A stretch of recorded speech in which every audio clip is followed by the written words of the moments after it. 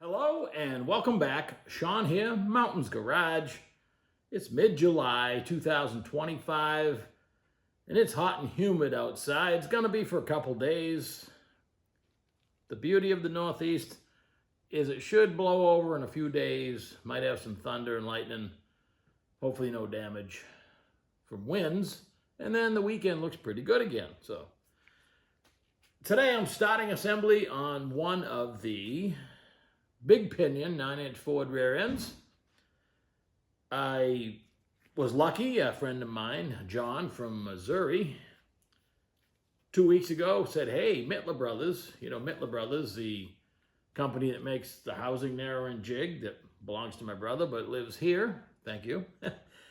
And they make cool bead rollers and other tools like that. Well, I didn't know they made pinion supports for 9-inch Fords, but they were blowing them out of stock, whatever reason. So I had bought, or was able to get the last 5 pinion supports. And my buddy John had gotten more. He actually sold me another one of these and a 10-bolt version of this.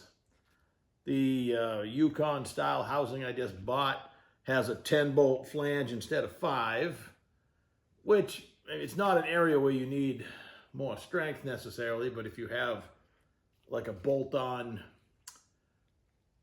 drive shaft loop over the rear U-joint, yes, that's a thing. Yes, you need it in certain classes by the rules, but you need it all the time. I mean, you got a nice opportunity to cover the rear U-joint instead of chucking it into the stands at the track. So now we got to assemble all this stuff, right?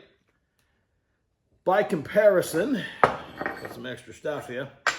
This is big Pinion, so the pinion support itself is completely different than a small pinion Ford. A stock Ford small pinion, both bearings are the same size as the front one. That's small. And this is a Daytona style support where they left the front one alone size-wise, and they put in the larger rear one. But in no way is it as large as the big Pinion on both ends. So if you're going to go big Pinion, you need a big Pinion support. Your typical Daytona style small pinion support is not going to do you any good. So that's what this is. And now I bought a 3.50 ring and pinion from Quick Performance. It's 8620 steel, so it's actually a street gear. It's going to be super rugged. Should fall right in the desires I have for the 2000 Z28 as far as the ability to drive it and still make, it'll be well matched if and when it probably gets a turbo, but first we're just starting naturally aspirated. And it might be lacking a little bit on the starting line, but that's okay. I do like the Quick Performance ring and pinion. They don't advertise it, but it came in a motive gear box, which is fine. And I like how they give you the date and the ratio, at least the numbers. You got to do the math. So this was made December 2024, and it tells you it's 35 and 10. 10 teeth on the pinion, 35 on the ring. Quick math, that's 3.50. Now we got to push all this stuff together without damaging it. I bought a bearing kit for 3.25 carrier bearings, which you absolutely need for 40 spline axles. And big pinion bearings. I also bought a shim kit to set the preload in this. So it'll go down in here between the bearings, and I have to set that up. It has removable shims and a little containment device, and it's trial and error. There's no known way to pre-measure that I'm aware of. Just chuck half the shims in it, and I have another pinion nut I'll use, and I may have to get it on the second or third try. So just gonna measure the drag. Once that's set up, the shim kit can stay with the pinion support, and the bearing preload should always be correct. You can change out the bearings and races and it should go right back together if the bearings are manufactured to the micro tolerances that they should be. So if you remove a Timken bearing, which these are, and put in another Timken bearing just like it, nothing should change. So the first thing I had to do was put on the inner pinion bearing. The beauty of a 9-inch Ford, that all shimming is done for the pinion depth right here. Big fat shims with these 5 bolts. You just keep sliding this in and out of the housing. You can easily set the depth. So great design. And for the carrier bearings is spanner nuts, so also equally cool. So all I got to do, there's no shims. I don't have to pull this off and on like a Dana 60 where the shims are underneath the bearing. All I got to do is push the bearing on. So I put a little lubrication. This happens to be half ATF and half B&M trick shift, which I can't think of anything else I'd use that stuff for. It's okay for that. Even that, I don't even like it as an assembly lube. I think it's type F fluid with purple dye. But it just makes it slippery enough so I'm not galling metal. This is just a piece of tubing. It's a nice piece of tubing. Don't know where I got it. Welded seam. It's not black iron, it's actual tubing. And I machined down the end because you need to push on the inner race. You can't push on the cage. So when this is in place, and I've got it in the press, I just make sure I can still spin the cage and the rollers, and I'm not doing any damage. And I just push it down till it stops. I usually reset and press it twice just to make sure. And then you can look.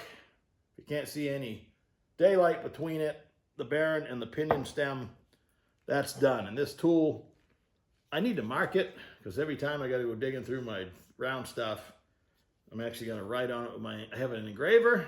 My mother bought me when I got my first job, so the big mean guys didn't steal my tools. She thought of everything. And I'm going to mark that. Big pinion Ford inner bearing. So that was done. Didn't hurt a thing. Didn't even scratch it. Next, we got to get the bearing races in this cool pinion support. So, first step. The back one. My buddy Ken, I love to mention my friends because, you know, I try to keep friends for life. You know, we only have so much family and friends you can count on. And Ken's one of them. I met him in the early 80s. And he showed up one day with a box of old Toyota service tools, still in the Cosmoline or whatever they shipped them in a CFC container to get them to this country. It was just a bunch of round things. And knowing in the future, for the rest of my life, I'm going to need to make tools, I kept them all. Most of them anyway. And here it was, a round thing. I machined it down so it just fit the edge of the bearing race because this race goes down below flush. I just pushed it down with a flat thing until it hit, and then I went and found this, and you got to get it below the step. So this just clears. Press on that. You get a nice positive stop, and you can see the back side that we are completely flush. Piece of cake. So now you got to get the front one in. The front one's down inside the hole quite a ways. The seal's going to ride in that space in between. Same deal. I use this actually just to push it down flush. So I'm close. Now I got to go further. This rig, another piece of big tubing. I guess it has a seam, maybe not. Might be seamless.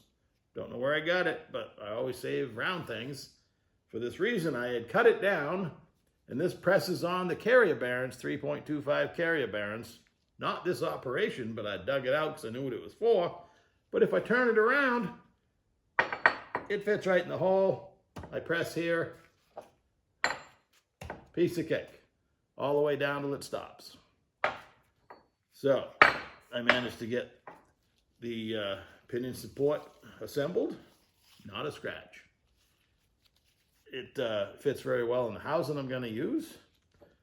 And next, we got to put the tail bearing in that. So let's move and take a look at it.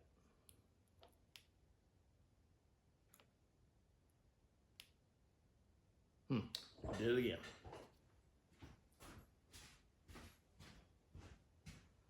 I guess I talk too much. I decided it was easier just to bring it to you because it doesn't weigh much, because it's aluminum. It's made by Dana Spicer. 3.25 carrier bearings.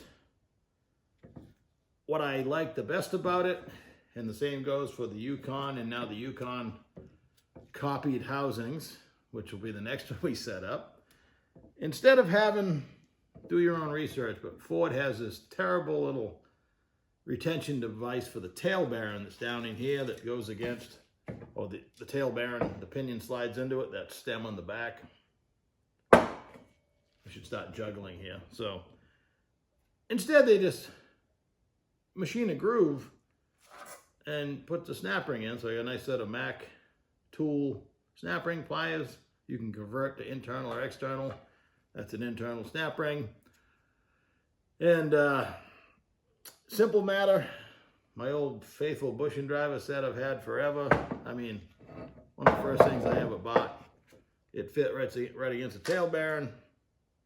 Gently put that on there, even though the tool itself over the years has done more damage, but. And I just tapped it in because there's not a lot of resistance. Could use the press, but this doesn't really sit that good. So. This holder is a thing I built many, many moons ago. It's about as crude as it gets, a piece of angle iron that I cut out to clear, and it does a good job. I actually prefer it over the Speedway one I bought because I have a T-handle and I can stop it in any position that I want to work on 360 degrees. So put the tail bearing in was a piece of cake. I hear noises. And next I have to set the preload on the pinion bearings. I can completely assemble the whole pinion into the support. Again, all I got to do when I'm ready to actually set the pattern or the depth is just take the whole rig in and out of the housing. And when I'm all done and I have the correct depth established, or the height, we'll get to that when we get that far, then I put the O-ring on that seals it and actually put everything in for good. But until that point, I actually have a couple studs I put in the housing just to help me line it up when I go in and out with it. I also have to install the ring gear on the spool. That usually goes pretty good. This particular spool, I think I had a ring gear on it before, had it all set up and then didn't use it for whatever reason, because I have the box marked that it's brand new, never been used, but I already have the bearings and stuff on it. So piece of cake. So I'm going to do that and probably make this 2 videos. I wasn't even going to do an assembly video, but the mood struck me and here we are. So we're almost halfway through assembly. Haven't even broken a sweat yet. I had to shut the fan off. Fortunately, it's always cool here in the garage for a couple days. If we had an extended period of heat, I'll be looking to put an air conditioner in the window. But hope you're having a great day, and I will talk to you soon.